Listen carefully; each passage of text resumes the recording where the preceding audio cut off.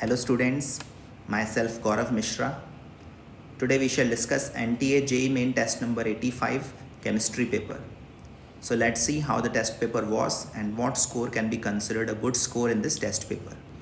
Coming to the first question, an excited hydrogen atom returns to the ground state, wavelength of the emitted photon is lambda, the principal quantum number of the excited state will be. कौन से state से electron डीएक्साइट होकर आया है ये हमें find करना है और इसके लिए हम यूज़ करेंगे Rydberg's equation 1 by lambda is equal to R 1 by n1 square minus 1 by n2 square. Lower energy level है n इज इक्वल टू 1 और हायर एनर्जी लेवल का n हमें फाइंड करना है. n के लिए ही एक क्वेश्चन सॉल्व करनी है, उसके बाद थोड़ा बहुत एडजस्टमेंट करें. 1 by lambda is equal to 1 minus 1 by n square, यहाँ से 1 बाय n स्क्वायर आ रहा है 1 minus 1 by lambda R. Reciprocal करें, स्क्वायर रूट लें तो n की वैल्यू यहाँ से आ जाएगी square root of lambda R upon lambda R minus 1, right. और ये हमें दिखाई देगा फर्स्ट ऑप्शन में. फर्स्ट क्वेश्चन का answer A. Second question, heating of oxime of acetone in the presence of concentrated H2SO4 to form N-methyl ethanamide is called. ये एक name reaction है और इसका नाम है बैकमैन्स रीअरेंजमेंट. ठीक है, तो इसमें रीअरेंजमेंट के बारे में पूछा गया है. रीअरेंजमेंट वाली रिएक्शन का क्या नाम है? पहले तो अपन ने एसीटोन लिया, उसको NH2OH से रिएक्ट कराया. ऐसा करने पर ये ऑक्साइम बना. ये जो कंपाउंड बना है इसको अपन ऑक्साइम कहते हैं और ये एसिड की प्रेजेंस में रीअरेंज करता है. रीअरेंज करते समय OH के जो एंटी पेरिप्लेनर ग्रुप है वो नाइट्रोजन पर माइग्रेट करता है. CH3 C double bond O NH CH3, ये इसका फाइनल प्रोडक्ट होगा जिसको अपन N-methyl ethanamide कहेंगे IUPAC नेमिंग में. And this process is called as Bachmann's rearrangement.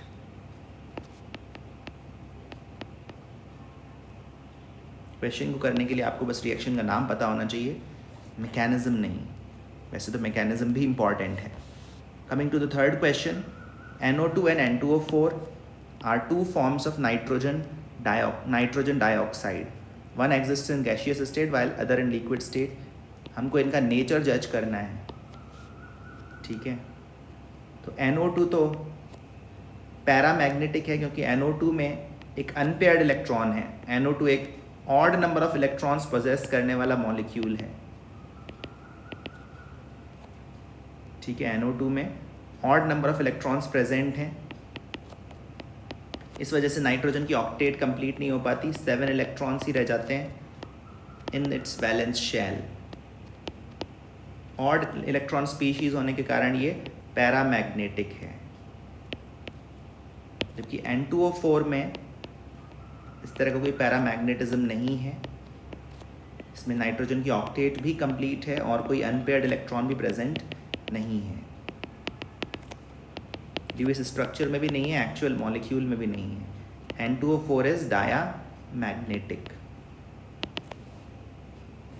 तो ऑप्शन सी आंसर जाएगा. Coming to fourth question, ideal gas equation for 1 mole of ideal gas is PV is equal to nRT. 1 mole ले लिया तो फिर simply PV is equal to RT लिखना चाहिए था. P versus T का graph बनाया हुआ है कांस्टेंट वॉल्यूम पर. इस तरह के ग्राफ्स को बोलते हैं आइसोकोर्स. ये अलग अलग कंटेनर वॉल्यूम लेते हुए ड्रॉ किए गए हैं. आपको V1, V2, V3, V4 का ऑर्डर डिसाइड करना है. तो इस क्वेश्चन को करने के लिए आप किसी पर्टिकुलर टेम्परेचर पर जाकर या तो एक वर्टिकल लाइन बना दो या किसी प्रेशर पर जाकर एक हॉरिजॉन्टल लाइन बना दो. सपोज फिलहाल मैंने एक वर्टिकल लाइन बनाई. अब इस वर्टिकल लाइन के लॉन्ग टेम्परेचर फिक्स हो गया है. जब मैं इस वर्टिकल लाइन के लॉन्ग ऊपर की तरफ मूव कर रहा हूँ तो प्रेशर बढ़ रहा है. ठीक है ना, टेम्परेचर फिक्स्ड है, प्रेशर बढ़ रहा है ऊपर की तरफ जाने पर. इसका मतलब वॉल्यूम को डिक्रीज़ होना चाहिए क्योंकि टेम्परेचर अगर फिक्स कर दिया जाए तो volume and pressure inversely proportional हो जाते हैं. प्रेशर बढ़ने से वॉल्यूम को डिक्रीज़ होना चाहिए. इसका मतलब V4 must be smaller than V3 must be smaller than V2 must be smaller than V1. V1 सबसे बड़ा वॉल्यूम होना चाहिए और ये बात हमें सेकंड ऑप्शन में नज़र आ रही है. इस क्वेश्चन का आंसर होगा B. Coming to the fifth question, identify the non-reducing sugar. Reducing sugars के पास हेमी एसिटल ग्रुप्स होते हैं. रिड्यूसिंग शुगर्स के पास क्या होते हैं? Hemiacetal groups. और ये जो रिड्यूसिंग शुगर्स होते हैं इनको हम ऑक्सीडाइज कर सकते हैं. ये दूसरे को रिड्यूस करते हैं और खुद ऑक्सीडाइज होते हैं. Can be oxidised with the help of Tollens reagent, Benedict's solution, Felling's solution, etc.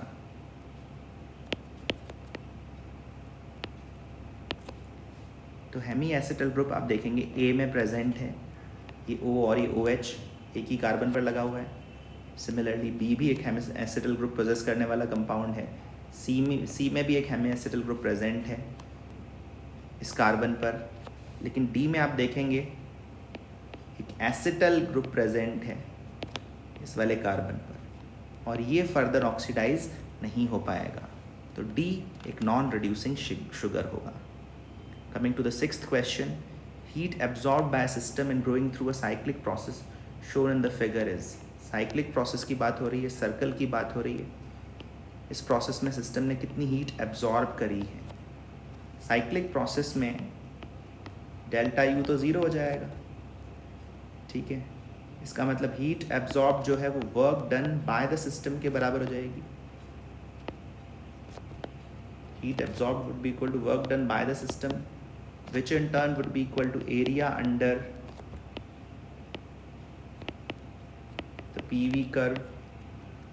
और साइक्लिक प्रोसेस के लिए तो अपन को बेसिकली इस सर्कल का एरिया देखना पड़ेगा जो कि होगा पाई आर स्क्वायर. आर है 10, ठीक है ना. आर 10 है, चाहे आप लीटर्स के टर्म्स में लें या किलो पास्कल के टर्म्स में लें.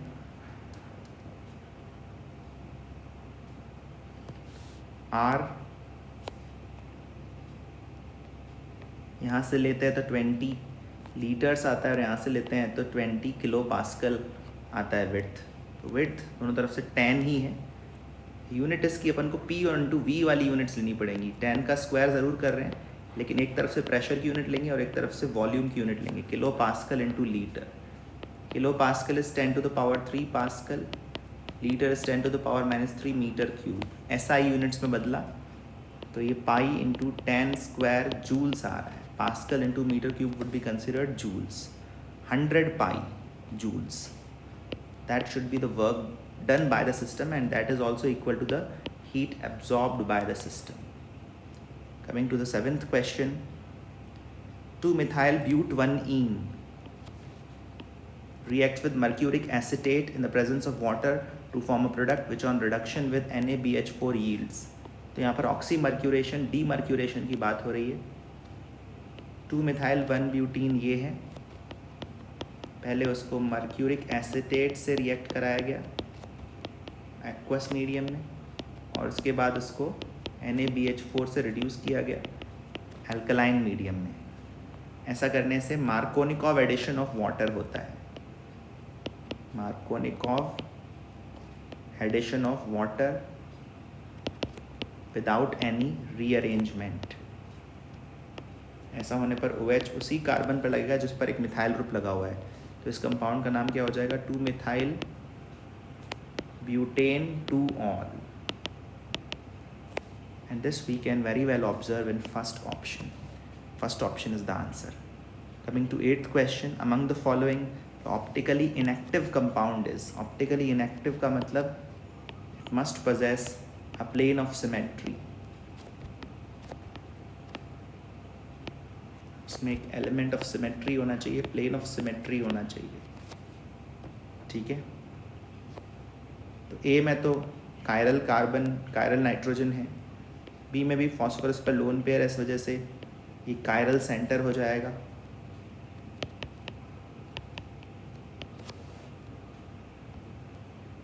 और डी में भी कायरल सेंटर है. तो ए बी और डी तो ऑप्टिकली एक्टिव है, सी ही ऑप्टिकली इनएक्टिव है. इसमें प्लेन ऑफ सिमेट्री एग्जिस्ट करता है. ये जो कार्बन कार्बन डबल बॉन्ड दिख रहा है, इन कार्बन एटम्स के अराउंड जो प्लेनर ज्योमेट्री है वही इस मॉलिक्यूल का प्लेन ऑफ सिमेट्री है, ठीक है। तो सी वाला कंपाउंड ऑप्टिकली इनएक्टिव है। डबली बॉन्डेड कार्बन्स के अबाउट ज्योमेट्री प्लेनर है, इसका मतलब उस प्लेन के ऊपर और नीचे कुछ भी नहीं है, वो जो कार्बन कार्बन डबल बॉन्ड्स के अराउंड जो प्लेन है वही मॉलिक्यूल के लिए प्लेन ऑफ सिमेट्री है। Hence this molecule is optically inactive. Coming to the 9th question, which of the following group element does not form M3 oxide? तो aluminium, gallium, indium, thallium, ये group 13 के elements हैं और group valency इनकी 3 है, लेकिन नीचे जाने पर इनर्ट पेयर इफेक्ट डोमिनेट करता जाता है और थैलियम के लिए जो मोर स्टेबल ऑक्सीडेशन स्टेट है वो +1 है। और इसी के चलते थैलियम +1 स्टेट में ही आयोडाइड बनाएगा, थैलियम आयोडाइड। +3 स्टेट का आयोडाइड नहीं बनाएगा due to inert pair effect. जो NS ऑर्बिटल के 2 इलेक्ट्रॉन्स हैं वो इनर्ट होते जाएंगे। इनर्ट पेयर इफेक्ट यहाँ पर पॉसिबल रीजन है। 9th क्वेश्चन का answer D. Coming to the 10th question, a quantity of electricity required to reduce 12.3 grams of nitrobenzene to aniline assuming 50% current efficiency। 50% current efficiency का मतलब है कि जितना हमें चार्ज रिक्वायर्ड है उसका हमें डबल चार्ज सप्लाई करना पड़ेगा। जितना हम चार्ज सप्लाई कर रहे हैं उसका आधा चार्ज ही रिडक्शन में काम आ रहा है। तो सबसे पहले तो आप ये देखिए कि कितने इलेक्ट्रॉन्स का गेन यहाँ पर इन्वॉल्व है। ये है नाइट्रोबेंजीन और ये है एनिलीन। सबसे पहले तो यहाँ पर आप ऑक्सीडेशन नंबर फाइंड करिए। नाइट्रोबेंजीन में नाइट्रोजन का ऑक्सीडेशन स्टेट +3 है। नाइट्रोजन का ऑक्सीडेशन स्टेट +3 है और एनिलीन में नाइट्रोजन का ऑक्सीडेशन स्टेट -3 है। ये नाइट्रोजन का ही ऑक्सीडेशन स्टेट चेंज हो रहा है और +3 से -3 जा रहा है। ऐसा होने पर 6 इलेक्ट्रॉन्स का गेन हो रहा है फॉर एवरी नाइट्रोजन एटम और फॉर एवरी नाइट्रोबेंजीन यूनिट। तो n फैक्टर 6 हो गया। नाइट्रोबेंजीन का अगर आप मोलर मास फाइंड करेंगे तो 123 ग्राम्स पर मोल आएगा। इसका मतलब नाइट्रोबेंजीन के मोल्स 12.3 ग्राम्स अपॉन 123 ग्राम्स पर मोल 0.1 मोल्स आ रहे हैं। इतने मोल नाइट्रोबेंजीन को रिड्यूस करने के लिए हमें 0.6 मोल इलेक्ट्रॉन्स रिक्वायर्ड हैं। 0.1 मोल को 6 से मल्टीप्लाई करना पड़ेगा, n फैक्टर 6 है। इतने मोल इलेक्ट्रॉन्स में रिक्वायर्ड है, पर क्योंकि 50% करंट एफिशिएंसी है इसका मतलब हमें इसका डबल चार्ज फ्लो कराना पड़ेगा। 1.2 mole electrons need to be supplied from the source और 1.2 मोल इलेक्ट्रॉन्स का जो चार्ज होगा वही हमारा आंसर है। हम जानते हैं कि 1 मोल इलेक्ट्रॉन का चार्ज होता है 96,500 कूलम्स। इसको 1.2 से मल्टीप्लाई करेंगे तो टोटल चार्ज रिक्वायरमेंट मिलेगी और ये प्रोडक्ट मल्टीप्लाई करने पर 115800 कूलम्स आएगा। 1,15,800 कूलम्स। ऑप्शंस को एलिमिनेट करके भी हम आंसर मार्क कर सकते हैं क्योंकि आंसर जो है वो 96,500 से बड़ा होना चाहिए और बी, सी और डी में लिखे गए नंबर्स 96,500 से छोटे हैं। Coming to the 11th question, silver ions are added to the solution with bromide, chloride, carbonate and arsenate concentrations of 0.1 molar. Which compound will precipitate at the lowest silver ion concentration. तो यहाँ पर अपन directly KSP की value से जज नहीं कर सकते, हमको देखना पड़ेगा कि किसको प्रेसिपिटेट कराने के लिए सबसे कम सिल्वर आयन की रिक्वायरमेंट है। If we want to begin the precipitation of silver bromide तो सिल्वर आयन की जो कॉन्सेंट्रेशन मिनिमम चाहिए वो KsP अपॉन ब्रोमाइड आयन की कॉन्सेंट्रेशन के इक्वल होगी। इससे ज़्यादा सिल्वर आयन की कॉन्सेंट्रेशन होते ही प्रेसिपिटेशन स्टार्ट होगा। ये तो QsP को KsP के बराबर किया है, लेकिन जैसे ही सिल्वर आयन इससे थोड़ा ज़्यादा जाएगा वैसे ही प्रेसिपिटेशन स्टार्ट हो जाएगा। KsP की वैल्यू है 5 × 10⁻⁻13, इसको 0.1 से डिवाइड किया तो ये आ जाएगी 5 × 10⁻12 मोलर। ऐसे ही to begin the precipitation of silver chloride, silver ion की मिनिमम कॉन्सेंट्रेशन कितनी चाहिए, KsP upon chloride ion concentration जो कि अगेन 0.1 है। ये आंसर आ जाएगा 1.8 × 10⁻⁻9 मोलर। ऐसी कैलकुलेशंस दो और केसेस में करनी पड़ेंगी। सिल्वर कार्बोनेट के लिए सिल्वर आयन का स्क्वायर इंटू कार्बोनेट आयन की कॉन्सेंट्रेशन का प्रोडक्ट KsP के बराबर होना चाहिए। तो सिल्वर आयन की जो मिनिमम कॉन्सेंट्रेशन है वो KsP upon carbonate ion concentration to the power half है, स्क्वायर रूट 8.1 × 10⁻12 अपॉन 0.1 का स्क्वायर रूट, और ये वैल्यू आएगी 9 × 10⁻6 मोलर। ऐसे ही Ag3AsO4 सिल्वर आर्सेनेट के लिए सिल्वर आयन की मिनिमम कॉन्सेंट्रेशन चाहिए KsP upon arsenate ion concentration का क्यूब रूट 10⁻22 अपॉन 10⁻1 का क्यूब रूट, ये आप देखेंगे 10⁻7 मोलर आएगा।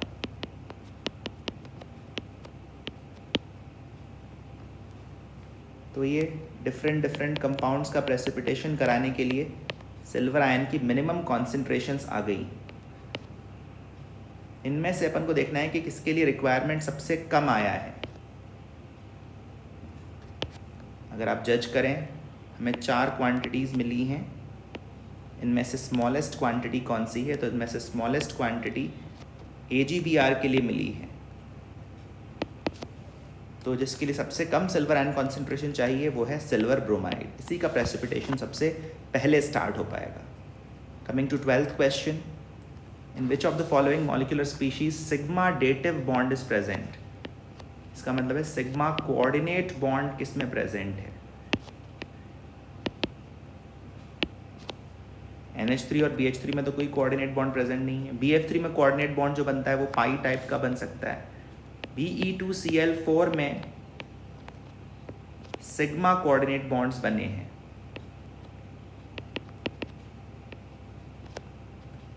BeCl2 के 2 यूनिट्स आपस में कंबाइन कर गए हैं, जिससे कि बेरिलियम की ऑक्टेट कंप्लीशन के हम क्लोज पहुंच सकें। बेरिलियम का ऑक्टेट कंप्लीशन तो खैर यहाँ भी नहीं होगा, but we will reach closer to octet completion. ये जो एरो में दिखाए गए बॉन्ड्स हैं ये कोऑर्डिनेट्स बॉन्ड्स हैं, डेटिव बॉन्ड्स हैं। So this is the dimer of BeCl2 which contains coordinate bonds। Chlorine का लोन पेयर बेरिलियम के एम्प्टी ऑर्बिटल में डोनेट किया जा रहा है। 12th क्वेश्चन का answer B. Coming to 13th question, sulphur sulphur bond किसके अंदर प्रेजेंट है। इसके लिए तो अपन को यूएस स्ट्रक्चर्स ड्रॉ करना आना चाहिए।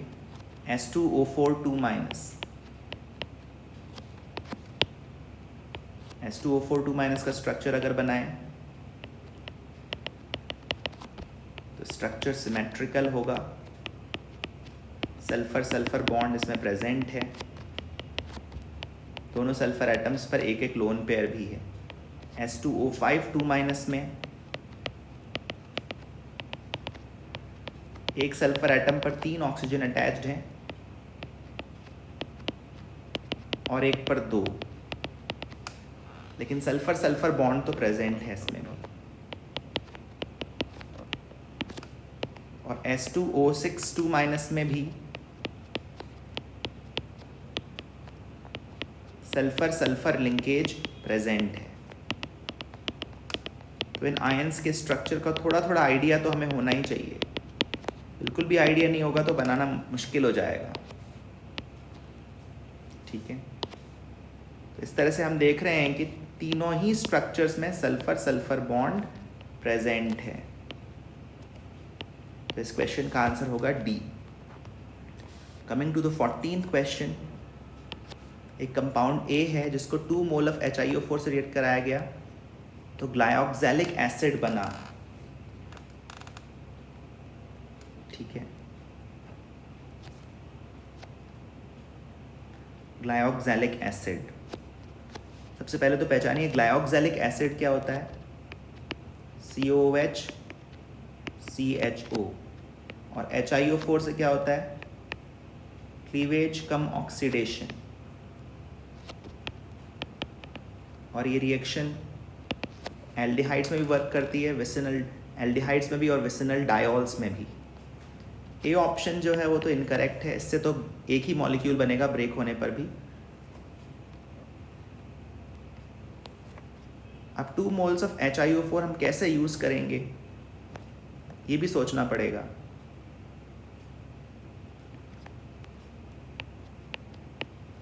ये HiO4 की रिएक्शन बेसिकली विसिनल डायोल्स की रिएक्शन है। कीटो ग्रुप को भी हम विसिनल डायोल के तौर पर विजुअलाइज कर सकते हैं इस तरह से। उसके बाद HiO4 की प्रेजेंस में ये बॉन्ड ब्रेक होगा। 2 मोल HiO4 ले रहे हैं, अगर हम सिमेट्री से ये बॉन्ड इन 2 लोकेशंस से ब्रेक करें सिमेट्रिकली तो हम देखेंगे कि एक कार्बन पर 3 OH ग्रुप्स आ रहे हैं और एक कार्बन पर 2 OH ग्रुप्स आ रहे हैं।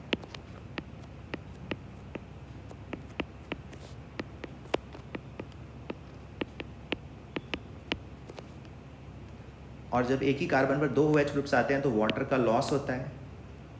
यहाँ पर टोटल 4 वाटर मॉलिक्यूल्स का अगर मैं लॉस करा दूँ तो COOH CHO के 2 मॉलिक्यूल्स बन जाएंगे। इस तरह के 2 मॉलिक्यूल्स अपन D वाले केस में भी बना सकते हैं, ठीक है, और C वाले केस में भी बना सकते हैं। तो मेरे अकॉर्डिंग तो इसमें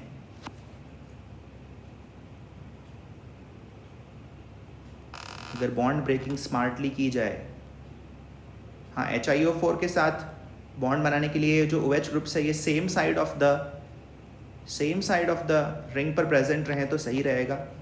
तो ये बात अपन को C में दिखाई नहीं दे रही है, अपन C को एलिमिनेट कर सकते हैं, बट B और D से ग्लाइऑक्सैलिक एसिड बनना पॉसिबल है।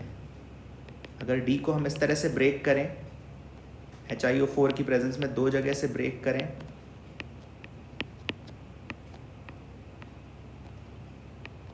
तो यहाँ से भी आप देखेंगे कि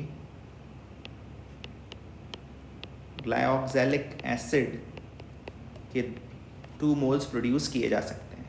तो इस क्वेश्चन के मल्टीपल ऑप्शंस करेक्ट लग रहे हैं मुझे, थोड़ा डाउटफुल ऑप्शंस हैं इस क्वेश्चन के, but according to me B and D both can be the answers. 15th question, compound PdCl4.6H2O is a hydrated complex. 1 molar aqua solution of it has a freezing point of 269.28 Kelvin. Assuming 100% ionization of the complex, calculate the molecular formula of the complex. Complex का formula वैसे तो दिया हुआ है, बस हमको यही identify करना है कि कौन सा क्लोराइड, कितने क्लोराइड कोऑर्डिनेशन स्फीयर के अंदर है और कितने क्लोराइड कोऑर्डिनेशन स्फीयर के बाहर हैं। और ये बात हमें वैन हॉफ फैक्टर से पता चलेगी। ठीक है, क्वेश्चन ने डेल्टा TF फाइंड करते समय वाटर का फ्रीजिंग पॉइंट 273 केल्विन को अज्यूम किया है। वैसे तो वाटर का फ्रीजिंग पॉइंट 273.15 केल्विन होता है, बट क्वेश्चन ने इसको 273 केल्विन ही माना है। ये बात आपको आगे समझ में आ जाएगी। यहाँ से अपन फ्रीजिंग पॉइंट डिप्रेशन जब फाइंड करने जाते हैं तो वो वैल्यू 3.72 केल्विन आती है और इसको अपन I times KF times molality के इक्वल कर सकते हैं। 3.72 I यहाँ से हमको मिल जाएगा, KF की वैल्यू है 1.86, molality of solute added is 1। यहाँ से हमें I एग्जैक्टली 2 मिल रहा है। 273 लेने पर ही I की वैल्यू 2 आएगी, 273.15 लेने पर प्रिसाइसली 2 नहीं आएगी।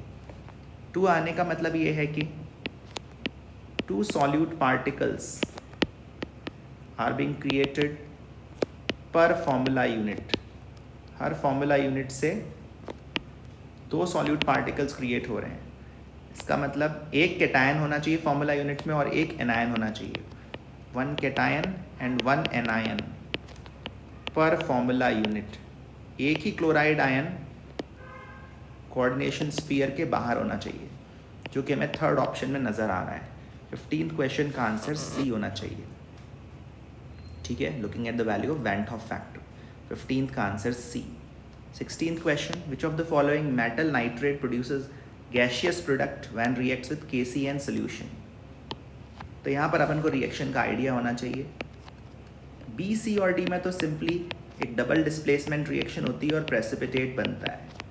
सिल्वर का साइनाइड वाटर इनसॉल्यूबल है. पोटेशियम नाइट्रेट वाटर सोल्यूबल है. ऐसे ही कैडमियम नाइट्रेट की रिएक्शन में भी प्रेसिपिटेशन होगा कैडमियम साइनाइड का. Cadmium cyanide is water insoluble. KNO3 बनेगा वाटर सोल्यूबल. और कुछ ऐसी ही रिएक्शन लेड नाइट्रेट की भी है. Lead cyanide is also water insoluble and we will get potassium nitrate which is water soluble. लेकिन कॉपर नाइट्रेट वाले केस में एक्चुअली एक रिडॉक्स रिएक्शन भी होती है, जिसमें कॉपर +2 स्टेट से +1 स्टेट में आ जाता है और साथ साथ 2 साइनाइड ग्रुप्स आपस में रिएक्ट कर जाते हैं इलेक्ट्रॉन लूज करके और साइनोजन गैस बनती है, जो कि एक पॉइजनस गैस है. CuCN का प्रेसिपिटेशन होता है. पोटेशियम नाइट्रेट भी बनता है, पर जो गैस रिलीज होती है वो है साइनोजन. तो यहाँ पर अपन को रिएक्शन का आइडिया होना चाहिए, तभी हम इक्वेशन मार्क कर पाएंगे. अदरवाइज इसको अनअटेम्प्टेड छोड़ना ही बेटर रहेगा. Coming to 17th question. यहाँ पर एक सीक्वेंस ऑफ रिएक्शंस बताया हुआ है. Let's try to follow the sequence. पहले स्टेप में H+ डेल्टा, तो अल्कोहल का प्रोटोनेशन होगा, फिर कार्बोकेटायन बनेगा, फिर रिंग एक्सपेंशन होगा. ये तो दिख ही रहा है क्लियरली कि यहाँ पर 5 मेंबर्ड रिंग से 6 मेंबर्ड रिंग में जाना चाहिए. रिंग एक्सपेंशन के बाद ये कार्बोकेटायन बनेगा और फिर जब अपन हीटिंग करेंगे तो ये कार्बोकेटायन H+ लूज करके एल्कीन में कन्वर्ट हो जाएगा. फिर एल्कीन का हम रिडक्टिव ओजोनोलिसिस कर रहे हैं. रिडक्टिव ओजोनोलिसिस करने पर डबल बॉन्ड ब्रेक होके एक साइड एल्डिहाइड और एक साइड कीटो ग्रुप बन जाएगा. और उसके बाद फिर हम एल्डोल कंडेंसेशन करा रहे हैं. एल्डोल कंडेंसेशन में जो एल्डिहाइड ग्रुप है वो मोर रिएक्टिव साइट है और इसी पर अटैक होना चाहिए. अटैक इस तरह से होगा कि रिंग बन जाएगी और रिंग भी स्टेबल बननी चाहिए. 1 2 3 4 5 मेंबर्ड रिंग बनेगी अगर ये वाला अल्फा हाइड्रोजन हम रिमूव कर लें तो, और इस वाली साइड से फिर कार्बोनिल ग्रुप पर अटैक कराएं. यहाँ से अपने पास एक 5 मेंबर्ड रिंग मिल रही है. फर्स्ट नंबर के कार्बन पर एक कीटो ग्रुप लगा हुआ है और 5th नंबर के कार्बन पर OH आ जाएगा फाइनली.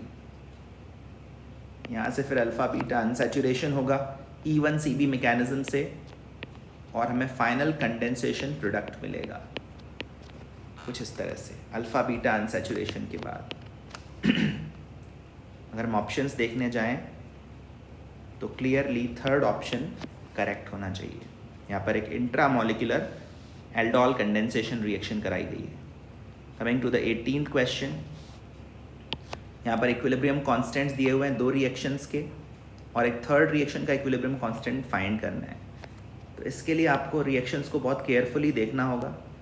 अगर आप रिएक्शंस को केयरफुली देखोगे तो आप पाओगे कि XeOF4 फाइनल रिएक्शन में दिखाई नहीं दे रहा है.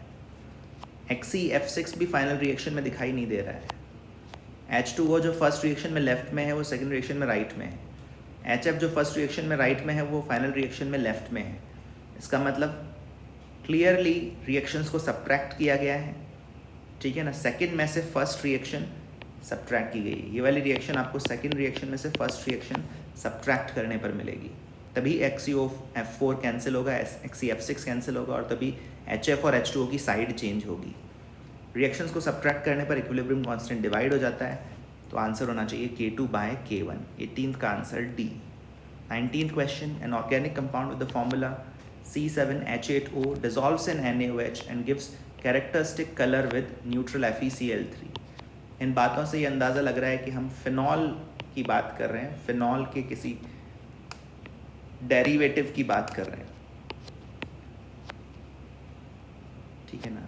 सब्स्टिट्यूटेड फिनॉल होगा हमारे पास, क्योंकि C7H8O है, इसका मतलब बेंजीन रिंग के अलावा भी एक कार्बन प्रेजेंट है। On reaction with bromine water, bromine water का रिएक्शन होने पर इसने ट्राई ब्रोमो प्रोडक्ट दिया, इसका मतलब जो कार्बन है वो इंटैक्ट रहा, इसका मतलब वो कार्बन ऑर्थो या पैरा पोजीशन पर नहीं है। अगर वो कार्बन मिथाइल, वो जो मिथाइल ग्रुप है या जो कार्बन है वो OH के रिस्पेक्ट में ऑर्थो या पैरा पोजीशन पर होता तो फिर वो ब्रोमीन से सब्स्टिट्यूट हो सकता था और एक कार्बन एटम कम हो सकता था, लेकिन वो सब्स्टिट्यूट नहीं हुआ। इसका मतलब वो जो मिथाइल ग्रुप है वो मेटा पोजीशन पर लगा होगा, ठीक है। तो ये एम क्रिसॉल होगा कंपाउंड। सारे ऑप्शंस पढ़ने के बाद मोस्ट सुटेबल ऑप्शन है डी। 20th क्वेश्चन, एक मिनरल का फॉर्मूला XY2O4 है, इसमें ऑक्साइड आयंस CCP में अरेंज हैं, cations of X octahedral voids में प्रेजेंट है, cations of Y equally distributed है among octahedral and tetrahedral voids. The fraction of the octahedral voids occupied will be, ठीक है। तो CCP अरेंजमेंट का मतलब हुआ there would be 4 oxide ions per unit cell, और अगर 4 oxide ions हैं तो फॉर्मूला देखकर हम बता सकते हैं कि 1X type of cation and 2Y type of cation per unit cell present है, ठीक है। X octahedral void में है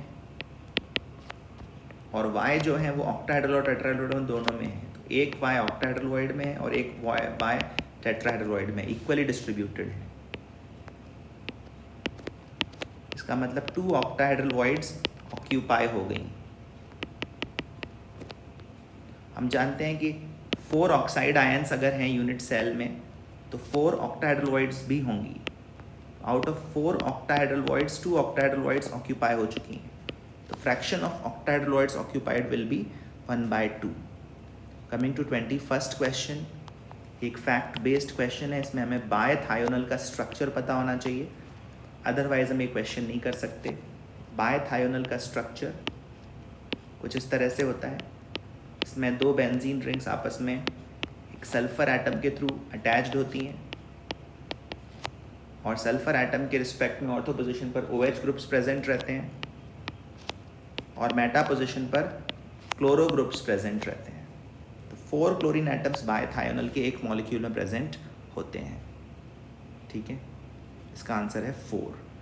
22nd question, for a first order reaction time taken for the completion of 50% of the reaction is T seconds. Time required for the completion of 99% of the reaction is NT. Find the value of N. तो एक degree of dissociation alpha के terms में equation बनती है first order kinetics की, ln 1/1 - alpha is equal to KT। Alpha यहाँ पर अपन को दिया हुआ है 0.999, 99.9% कंप्लीशन का मतलब हो गया अल्फा इज 0.999। सब्स्टिट्यूट करें और k को लिखें ln 2/t½ ठीक है। तो यहाँ से अपन को t फाइंड करना है, ये वाली लेफ्ट वाली क्वांटिटी बन जाएगी ln 1000, राइट से ले आएंगे ln 2 टाइम्स t½ ऊपर नीचे ln कैंसिल मत कर देना, हालांकि 2.303 का फैक्टर ज़रूर कैंसिल कर सकते हैं। log 1000 होता है 3 और log 2 होता है लगभग 0.3, तो 99.9% कंप्लीशन का जो टाइम है वो लगभग 10 टाइम्स है हाफ लाइफ के. एग्जैक्टली 10 टाइम्स तो नहीं, but approximately 10 times. I think question यहाँ पर होल नंबर में ही आंसर चाह रहा है. 22nd क्वेश्चन का आंसर 10 होगा. ये जो अल्कोहल दे रखा है, इसके डिहाइड्रेशन से कितने एल्कीन्स बन सकते हैं, how many alkenes are possible. तो ये जो अल्कोहल का डिहाइड्रेशन है, ये कार्बोकेटाइन फॉर्मेशन के थ्रू प्रोसीड करेगा. अगर यहीं से अपन डीप्रोटोनेशन करा दें तो फिर एक एल्कीन ये बन सकता है, या फिर अपन हाइड्राइड शिफ्टिंग करा दें तो एक नेक्स्ट कार्बोकेटाइन ये बन सकता है. और इसके थ्रू भी अगर H+ का लॉस कराएं तो एक एल्कीन ये बन सकता है, और दूसरा डबल बॉन्ड रिंग के बाहर भी आ सकता है. ये दोनों ही प्रोडक्ट्स लेकिन इस रिएक्शन के माइनर प्रोडक्ट्स होंगे. मेजर प्रोडक्ट जो है वो रिंग एक्सपेंशन से बनेगा. जब भी किसी 5 मेंबर्ड या 4 मेंबर्ड रिंग के जस्ट बाहर वाले कार्बन पर पॉजिटिव चार्ज हो तो अपन को रिंग एक्सपेंशन के बारे में सोचना चाहिए.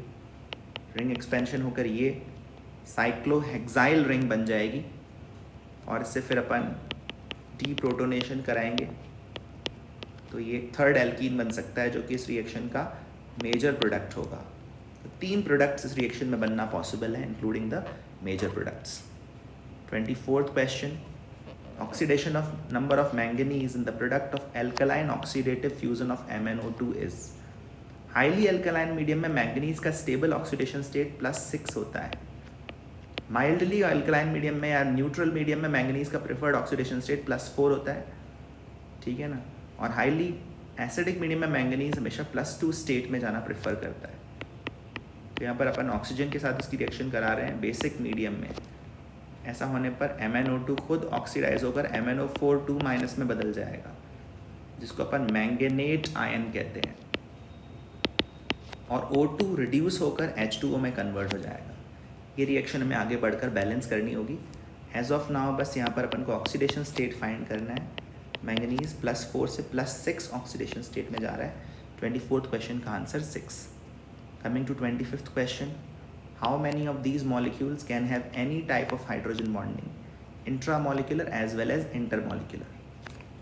तो हाइड्रोजन बॉन्डिंग तब होती है जब हाइड्रोजन डायरेक्टली बॉन्डेड हो किससे, फ्लोरीन से, ऑक्सीजन से या नाइट्रोजन से. किसी रेयर केस में क्लोरीन से अटैच्ड भी हो सकता है. ग्लूकोज में आप देखेंगे कि ऑक्सीजन हाइड्रोजन बॉन्ड्स प्रेजेंट हैं. ग्लूकोज में हाइड्रोजन बॉन्डिंग होगी. HF में हाइड्रोजन बॉन्डिंग है. ROH में OH बॉन्ड प्रेजेंट है, उसमें हाइड्रोजन बॉन्डिंग है. कार्बोक्सिलिक एसिड में हाइड्रोजन बॉन्डिंग है. 2 डिग्री अमीन में भी हाइड्रोजन बॉन्डिंग होगी, क्योंकि नाइट्रोजन और हाइड्रोजन का बॉन्ड बना हुआ है. ठीक है. ब्रोमोबेंजीन में हाइड्रोजन बॉन्डिंग नहीं है. PH3 में हाइड्रोजन बॉन्डिंग नहीं है. ऑर्थोनाइट्रोफिनॉल में हाइड्रोजन बॉन्डिंग है, और इसमें इंट्रामोलिकुलर हाइड्रोजन बॉन्डिंग है.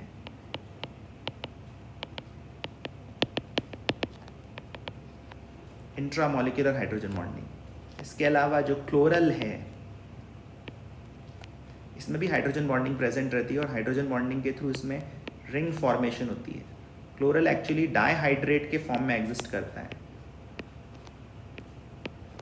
C double bond OH group जो है ना, वो इफेक्टिवली यहाँ पर 2 OH ग्रुप्स के फॉर्म में रहता है.